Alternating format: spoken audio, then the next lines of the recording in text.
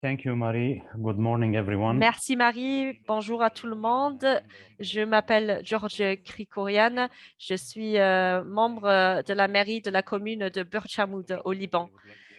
Tout d'abord, j'aimerais vous remercier de cette opportunité. Cela a été enrichissant avec les interventions qui m'ont apporté beaucoup d'éléments d'information. Monsieur Babocci, votre présentation était excellente. Malheureusement, je n'ai pas la même qualité d'image, mais l'objectif des images que je vous montre est juste de vous donner une idée de ce dont je parle. Donc, voici la capitale Beyrouth. Et Burj Hamoud est au nord-est, c'est une banlieue au nord-est. Ce que je vais vous partager coïncide avec ce que M. Fouchier a dit par rapport à l'incertitude vis-à-vis des personnes responsables de la ville et de sa population. Et comme l'a dit M. Babocci, on ne peut pas tout contrôler. Qui me fait penser à une citation d'Eisenhower, du président Eisenhower aux États-Unis. Il est il dit que l'urgence, par définition, est l'occurrence de l'inattendu. Vos plans deviennent donc inutiles. Mon témoignage ne va pas se terminer là-dessus, heureusement, mais je vais vous donner quelques exemples. La première, comme vous voyez, voici la rivière de Beyrouth. C'est la frontière entre la capitale de Beyrouth et la ville de Burj Hamoud à la droite. Ces murs ont été construits vers ma naissance dans les années 60 pour prévenir, pour empêcher à ce que la rivière inonde Burj Hamoud qui se retrouve en bas. Historiquement, c'était des zones humides jusqu'à sa construction par les survivants de la génocide arménienne. C'était une zone inondable avant. Ces murs ont été construits donc dans les années 60. En 2010, en hiver, le flux de la rivière était juste 17 cm en dessous du haut du mur. On a dû passer 2 jours et nuits avec les agents municipaux, avec les policiers, jour et nuit, à côté des murs pour voir ce que l'on pouvait faire en cas d'inondation. On ne savait pas quoi faire, mais on était là. On devait être en stand-by pour au moins apporter une réponse d'urgence. En été 2011, on a entendu sonner une alarme à la municipalité. Cela a servi d'alarme pour nous. On a commencé à travailler là-dessus. À la planification, on avait beaucoup d'ingénieurs, des policiers, la construction publique. On avait des propriétés publiques qui étaient à côté. On avait des bulldozers prêts si besoin. On pensait à faire diverger l'eau. Toutes ces idées étaient sur la table. On a eu 2 à 3 ans de sécheresse par la suite, de sécheresse sévère hein, avec une pénurie d'eau. Et à l'amont de la rivière, on a vu la rivière partir sur un nouveau sens. Hein. Et depuis, même avec les pires saisons de la neige, cette rivière, 10 mois de l'année, atteint maximal 1 mètre d'eau et le mur est à 7 mètres. Donc, toute cette commotion, tout ce risque, cette planification de prévention était inutile finalement. La deuxième phase, si vous vous rappelez bien, les Nations Unies a eu une initiative Résilience des villes depuis 2010 à 2015. Pendant cette période, on a dû travailler beaucoup, on était mobilisés pour faire une cartographie des risques, des ressources, pour connaître les risques qui menaçaient notre ville et d'atténuer ces risques par la mise à jour de nos infrastructures, par le retrofitting, la réhabilitation de certains équipements pour nous assurer que la communication, que le réseau de routiers était fonctionnel.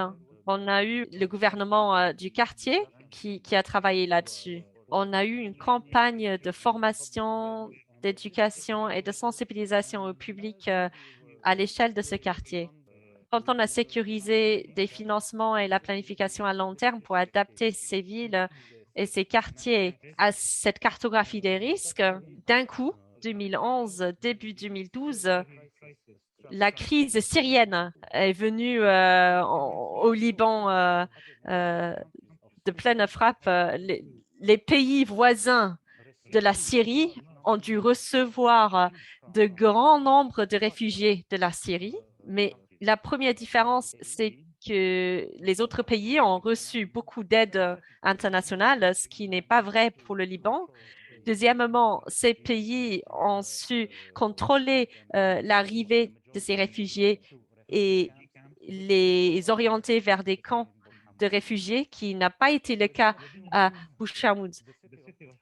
En quelques mois, la ville a eu une augmentation de 30% de sa population.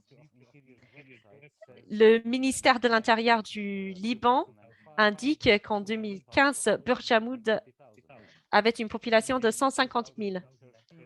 En 2013, cette population excédait 210 000 et un tiers était constitué de réfugiés syriens. Cela a représenté une augmentation de 30% pour les services de la ville, la collecte de déchets, les infrastructures diverses. Et cette population ne peut pas être taxée. On voulait augmenter le nombre de véhicules de nos services de travaux publics pour pouvoir gérer une éventuelle augmentation de la population. Cela a été planifié pendant une décennie, mais d'un coup, on a eu une 30% d'augmentation en quelques mois.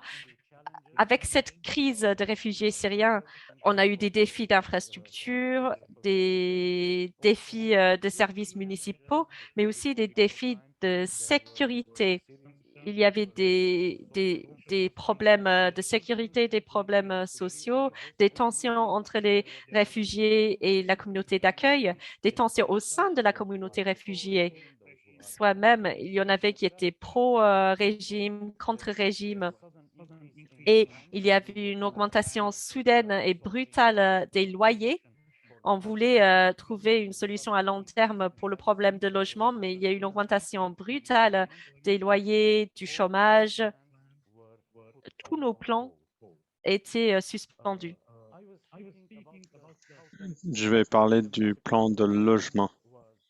En 2008, la municipalité de Bourj Hamoud réfléchissait à l'amélioration des logements en pauvre état dans notre quartier. On voulait exproprier certains quartiers, mais puis le 4 août, en fin d'après-midi l'année dernière, il y avait l'explosion de Beyrouth.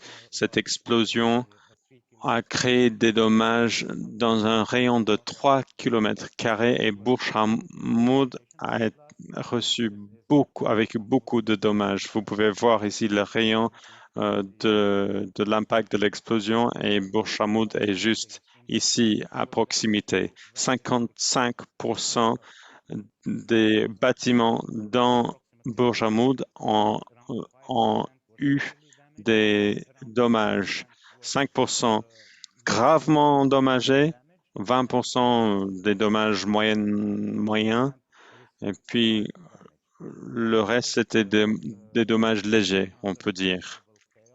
Il y avait évidemment un chaos évident, beaucoup de blessés à Burj Hamoud, qui était pire encore que le séisme à Tirana, malheureusement.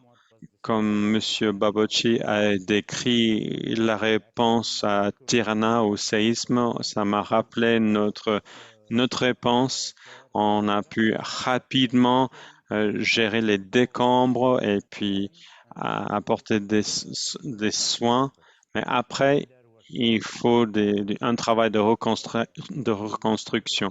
Il y avait plusieurs entités, le gouvernement central, des agences de l'ONU, des ONG qui essayaient de fournir une aide humanitaire sans coordination au début. Plus tard, quand on a réussi à mettre en place des entités responsables qui ont géré une coordination pour la réponse humanitaire, il fallait passer à la reconstruction de l'habitat. Il y avait plusieurs entités qui coordonnaient les différents groupes de ce domaine. Beaucoup de personnes qui rassemblaient des données, qui faisaient une collecte de données et parfois ils rentraient en conflit les uns avec les autres. Il y avait beaucoup de redondance. Certains individus dans notre municipalité avaient une douzaine d'équipes de collecte de données qui rentraient chez eux, à la maison, dans leur commerce pour essayer d'évaluer les dommages. Après un certain temps, on a pu mettre en place une certaine coordination, mais c'était très chaotique. Et tout cela a été la responsabilité d'entités qui devaient être prêtes pour ce type de situation. Enfin, je vais vous montrer ces scènes-ci. Si vous pouvez voir, il y a des lignes ici, des personnes qui font la queue pour recevoir le gasoil pour leur moto et leur voiture. La queue qu'on voit ici, derrière, crée des bouchons de ce type. Je vais revenir à cette question des embouteillages tout à l'heure. Les supermarchés ne reçoivent plus assez de fournitures parce qu'il n'y a pas de gasoil, il n'y a pas le réseau central du gouvernement, il n'y a pas de diesel pour les groupes électrogènes et c'est la même chose pour les pharmacies qui ne reçoivent plus suffisamment de médicaments. Qu'est-ce que cela veut dire pour une collectivité territoriale? Imaginez, s'il vous plaît, cette situation surréelle. Il y a un effondrement de tous les services. Vos policiers et vos élus ne peuvent pas arriver à leur lieu de travail à cause de l'embouteillage ou parce qu'ils n'ont pas de gasoil. Au Carrefour, les feux tricolores ne fonctionnent pas. Ou bien, s'ils fonctionnent, il n'y a pas d'électricité. Les policiers qui gèrent le trafic ne peuvent pas aller au travail parce qu'ils n'ont pas de gasoil. Si vous allez dans un bureau pour recevoir un document dans un service de la mairie, on ne peut pas le recevoir parce qu'il n'y a pas d'imprimante, pas d'électricité pour l'imprimer ou pas de papier pour l'imprimer, ou bien le fonctionnaire qui doit vous donner ce document ne peut pas aller au travail suite aux embouteillages ou à la pénurie d'essence. Face à cette situation, on a également un effondrement financier. La monnaie libanaise a perdu 90% de son pouvoir d'achat. Et ça veut dire que votre main-d'œuvre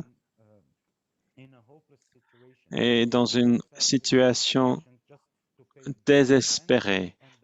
Le travail ne leur permet pas de payer le loyer et l'électricité.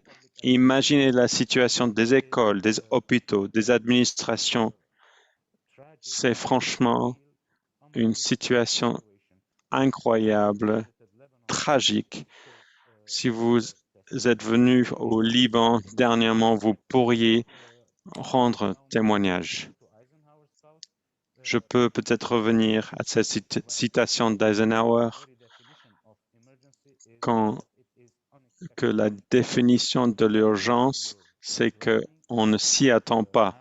On peut tout planifier, on peut se préparer au risque, on peut cartographier ses ressources, mais quand on vit l'inattendu, on passe en mode survie. Si je peux encore prendre 2 minutes, il y a moins de 2 semaines, j'étais avec nos amis d'Avitem. Je devais leur proposer ou préparer pour eux certains documents. En même temps, comme je l'ai déjà dit, Burj Al Amoud est dans un type de bol quelque part.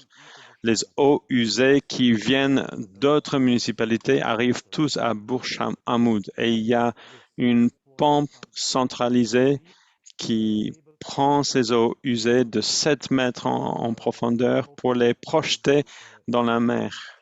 Et j'espère que bientôt ce sera traité avant d'aller à la mer pour tous les pays méditerranéens.